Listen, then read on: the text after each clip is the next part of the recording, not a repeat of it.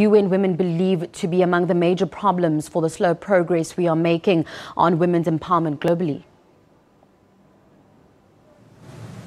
Well, Tabile, you are speaking specifically now of Goal 5 in the new post-2015 agenda, and UN Women, under the leadership of Phumzile Mlambo-Ngcuka, is currently engaged in a global leaders initiative here at the United Nations, looking specifically at how to build momentum so that the Beijing platform of action adopted 20 years ago can now lead to gender equality come 2030 in terms of that goal. That meeting is ongoing. We have heard pledges from China committing a total of $10 million to ensure that the Beijing platform of action is implemented, $10 million towards UN Women. And we've heard commitments from the likes of Liberian President Ellen Johnson Sirleaf talking about how Liberia leads the way in terms of electing women to positions of power and how important that is, but also talking about firming up their policies to ensure that rapists, for example, no longer get bail while they are waiting for trial. And we've heard commitments from Kenya in terms of implementing policy positions, implementing gender policy positions, and that really has been the crux of the matter. A lot of countries have good legislation on the books, good policies in place, but they're not being implemented. And I think we hear from UN Women that policies now need to be implemented in the whole. Now, speaking of implementation, we understand that President Zuma also addressed the SDG summit endorsing the post-2015. What was the main thrust of his message? Well, the crux of his message was that the MDGs delivered a mixed bag of success. Whether you look at poverty eradication, progress certainly in that regard. Whether it's the enrollment of girls and boys in primary school, progress certainly has been achieved.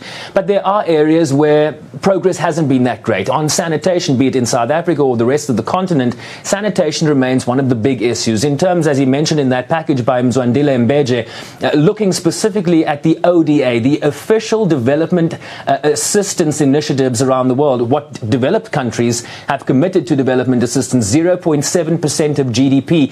Developed countries, a majority, certainly are not meeting those commitments. So clearly, when we talk about the SDGs and implementation and wanting success by 2030, giving us those 15 years, the president really highlighting the fact that for implementation to succeed, developed countries are going to have to commit financially to assist developing countries achieve these goals.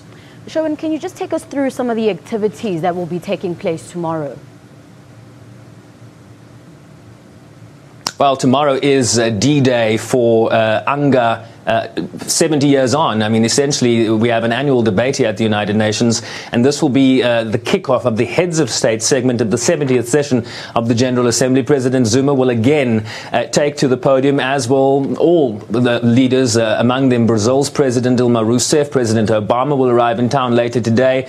The Big Five, Russia, China, India, France, and the United Kingdom will also present their country statements. And really, I think what you're going to hear more from Heads of State tomorrow is a shift away from the SDGs and a look specifically at the multilateral system and reforms of institutions and organs like the Security Council, the Bretton Woods institutions, and the multilateral system at large.